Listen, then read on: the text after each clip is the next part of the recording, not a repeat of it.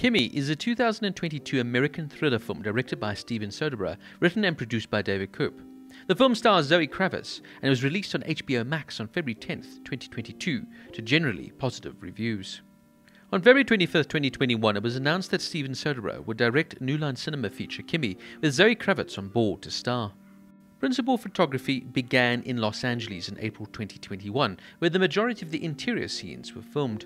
In May, the production moved to Seattle to film the exterior scenes. Set during the COVID-19 pandemic in Seattle, an agoraphobic tech worker discovers evidence of a violent crime while reviewing a data stream and is met with resistance and bureaucracy when she tries reporting it to the company she works for. To get involved, she realizes that she must face her greatest fear by venturing out of her apartment and into the city streets, which are filled with protesters after the city council passes a law restricting the movements of the homeless population. The film takes inspiration from the Amazon, Arkansas incident.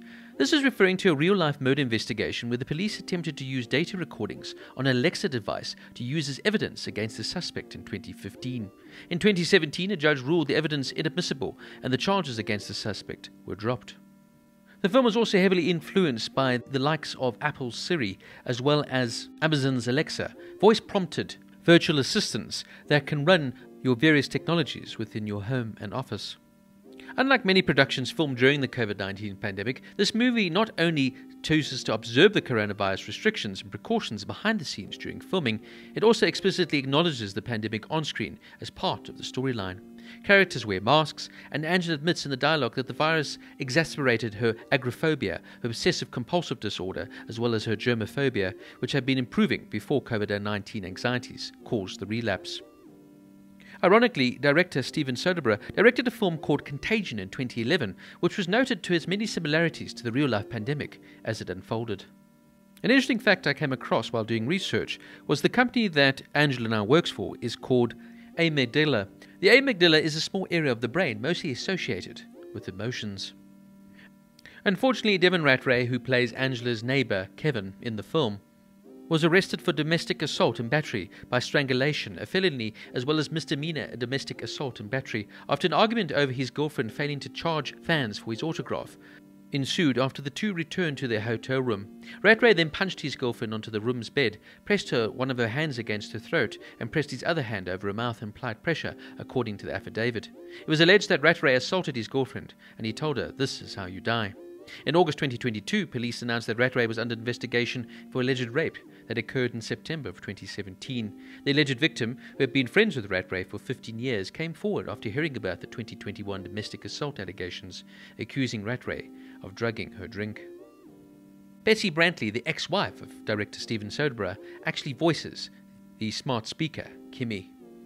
Now, I found this to be a really surprisingly very good film. Zoë Kravitz has really carved out a niche for herself as a fine young actress with some excellent performances, for example in The Batman, playing Catwoman, and of course in the excellent show Big Little Lies. She has moved away from just being the daughter of famous rock star Lenny Kravitz.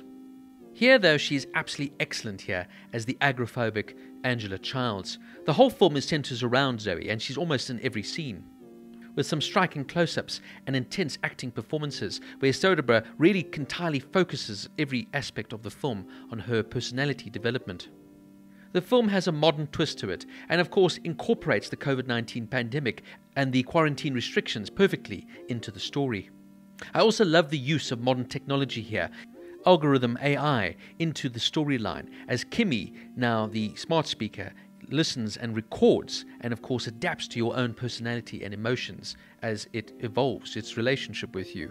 Not too far-fetched when you think how technology is moving forward at a rapid pace. Angela is an enigmatic and complex character and sometimes can be somewhat unlikable. In the same breath though, you do have a sense of sympathy towards her. She completely lives within her own apartment, exercising there and interacting with people via her various Zoom chats and phone calls. The only interaction she has personally is with her neighbour from across the street, played here by Byron Bowers. It's of course only when she comes across a recording of a woman being assaulted that she now comes into moral conflict. Should she report it or should she just let it pass? For her though, being a woman also with her own complicated history, she feels it's only right to report what she believes to be a crime. This is where the movie now becomes a thriller, as she now goes up against the bureaucracy of a boss trying to protect his own sordid past. It makes for a fantastic thriller ride, and like I said, Zoë Kravitz does it so well. One thing though I loved about the film is it really is to the point. At only 89 minutes, it doesn't mess around, it doesn't draw out the scenes, it gets to the point, and it moves very quickly and is paced perfectly. It reminds me of the old days where movies really just got to the point instead of over-exaggerated long dialogue scenes and scenes that could have been edited out and make the film 2.5 hours when it probably could have been just 2. It's cleverly written, it's a tight concept, and it's well acted.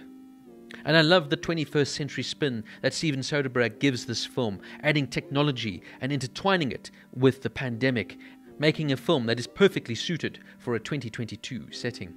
From its brilliant original script, its phenomenal acting here, particularly by Zoë Kravitz, Kimi is one of those films that would leave you breathless in its 90-minute running time. Kimi gets an 8.5 out of 10.